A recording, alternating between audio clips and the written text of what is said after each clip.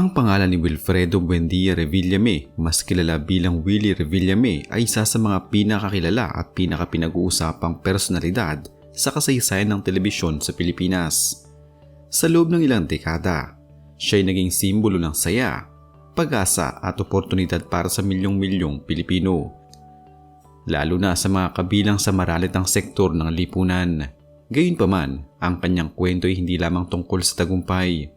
Ito rin ay kwento ng kontrobersiya, pagkadapa, pagbangon at patuloy na pakikibaka upang manatiling mahalaga sa isang industriyang mabilis magbago. Ang buhay ni Willie Revillame ay isang salibin ng komplikadong ugnayan ng kapangyarihan, kasikatan at personalidad sa mundo ng mass media. Ipinanganak si Willie Revillame noong 27 ng Enero, 1961 sa Cabanatuan, Nueva Ecija. Lumaki siya sa isang simpleng pamilya at maagang naranasan ng hirap ng buhay. Sa murang edad, natuto siyang maghanap buhay upang makatulong sa kanyang pamilya. Ilan sa mga madalas ikwento tungkol sa kanyang kabataan ay ang pagbebenta ng dyaryo, pagiging barker ng jeep at pamumulot ng bariyang nauhulog sa mga sasakyan. Ang mga karanasang ito ang humubog sa kanyang determinasyon at nagpatibay sa kanyang koneksyon sa karaniwang mamamayan. Dito rin nagsimulang mabuo ang kanyang paniniwala na ang tagumpay ay dapat may kasamang pagbabahagi sa kapwa. Bata pa lamang ay kapansin-pansin na ang likas niyang kakayahang magpatawa at makipagkapwa. Hindi man marangya ang kanyang buhay noon, may taglay siyang kumpiyansa at lakas ng loob na kalaunan ay naging sandigan ng kanyang karera. Ang kanyang kabataan ay nagsilbing pundasyon ng kanyang personalidad bilang isang entertainer na malapit sa masa at marunong umunawa sa pangarap ng mga ordinaryong Pilipino. Noong dekada 80, nagsimula ang kanyang pagpasok sa showbiz sa pamamagitan ng pagiging drummer sa banda ni Randy Santiago at pagiging bahagi ng tinaguriang Howie Boys. Bagamat maliit na papel lamang ito, naging mahalaga ang karanasang ito upang makilala niya ang takbo ng industriya ng aliwan. Kalaunan, naging bahagi siya ng noontime show na Lunch Date sa GMA Network. Dito niya unang naranasan ng exposure sa live television at unti-unting nahasa ang kanyang kakayahan sa pag-host at pakikipag-ugnayan sa audience. Kasunod nito, nagkaroon siya ng mga papel sa pelikula bilang sidekick sa ilang artista, kabilang ang pelikulang Bobo Cup. Bagamat hindi pa siya itinuturing na pangunahing bituin, malinaw na unti-unti niyang hinahakbang ang landas patungo sa mas malaking oportunidad.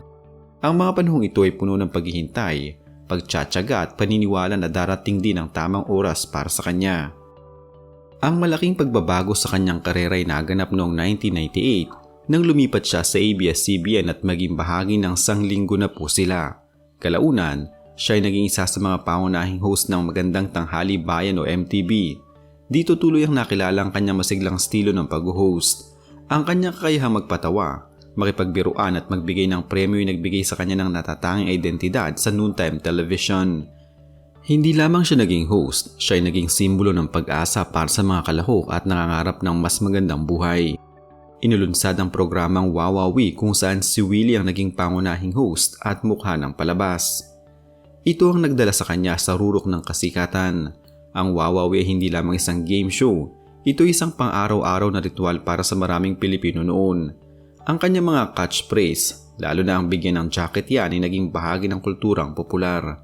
Sa pamamagitan ng palabas, maraming pamilyang natulungan sa pamamagitan ng premyo, cash at iba pang tulong. Gayunpaman, kasabay ng tagumpay ng Wawawi ay ang mabibigat na kontrobersiya. Noong 2006, naganap ang trahedya sa PhilSports Stadium kung saan maraming taong nasawi sa isang stampede bago magsimula ang isang special na episode ng palabas. Bagamat hindi direktang sinisisi si Willie, ang insidente ay nag-iwan ng malalim na marka sa kanyang karera at sa kasaysayan ng Philippine television. Sumunod pa rito ang mga aligasyon ng irregularidad sa mechanics ng ilang game segment na nagdulot ng pagdududa at kritisismo mula sa publiko. Sa personal na buhay, naging makulay rin ang kanyang mga relasyon. Siya ay nagkaroon ng ilang asawa at relasyon at may 4 na anak. Ang kanyang anak na si Meryl Soriano ay isa ring kilalang aktres. Bagamat madalas iwasan ni Willie ang detalyadong pagtatalakay sa kanyang pribadong buhay, malinaw na ang mga karanasang ito ay nakaapekto sa kanyang emosyonal na kalagayan at pananaw sa buhay.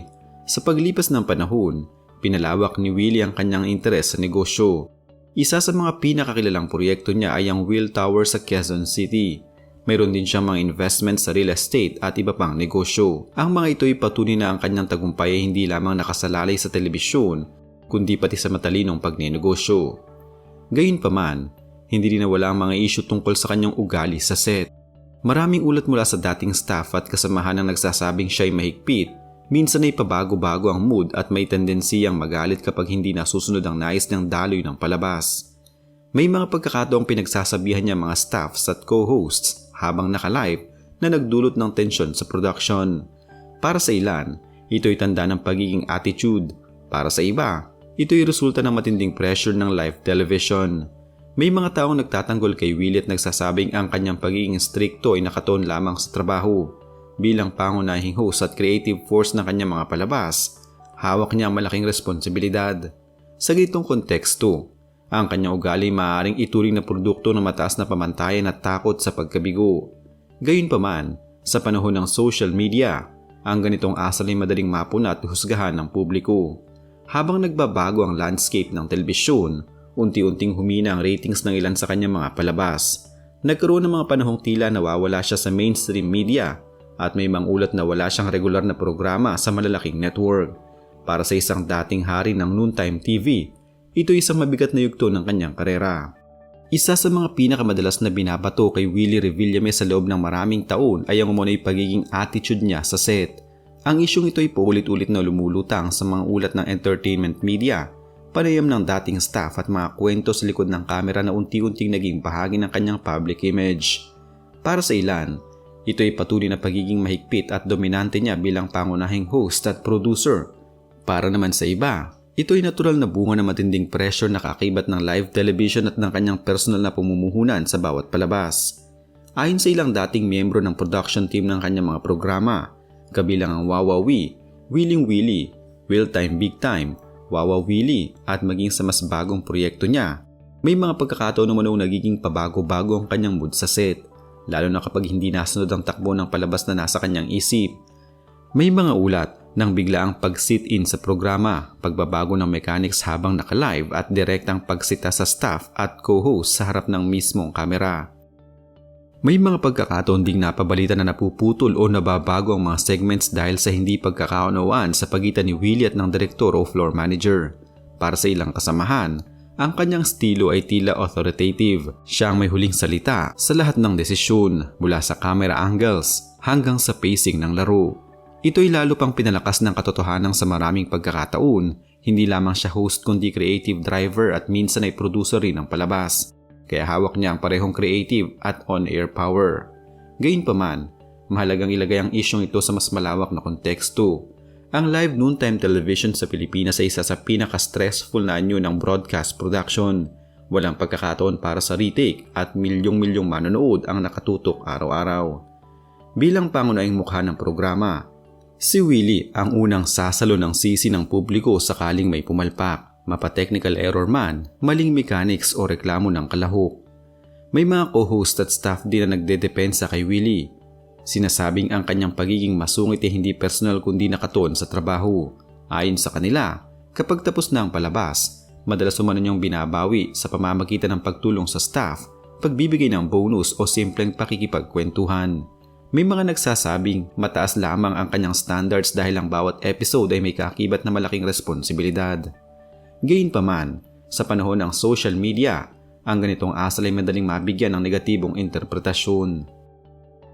Ang pagbabalik ni Willie sa telebisyon sa pamamagitan ng Will TV ay muling nagbigay pansin sa kanyang personalidad sa likod ng kamera.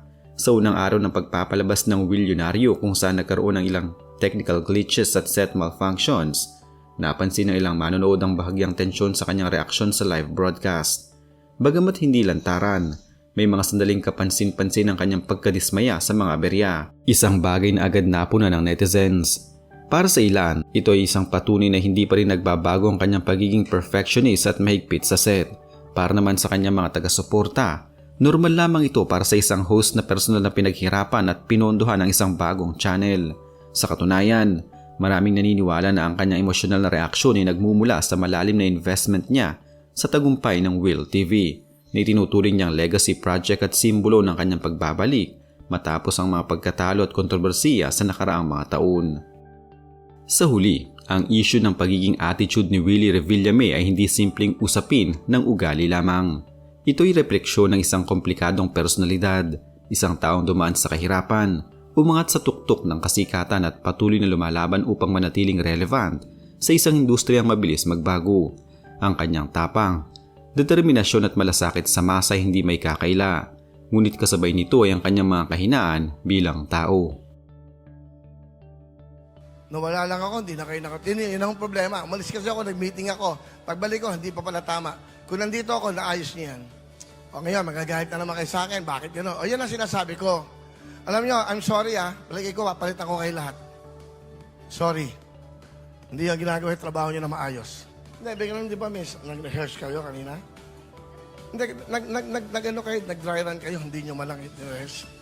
Hindi nyo ni-rehearse Baba na nga dito yung mga staff muna, lahat pababay na dito. May-meeting ako sa PAG o sa chairman kasi para nagpaalam ako na gagawin yung game na last week pa humingi ako ng authorization. Kaya ganda mo rin, dali, madali tayo. Naglalakad para nasa luneta kayo, Diyos ko po, ang daming nag-aabang sa atin. I'm sorry I'm sorry sa inyo. Hindi nyo ginawa yung trabaho nyo. Huwag nyo akong ibabash dahil nakita nyo na. Hindi nila ni-rehearse nung wala ako. Sinabi ko mag-rehearsal sila. Hindi, yung kanina, LED Boys, pakita natin kasi importante yung registration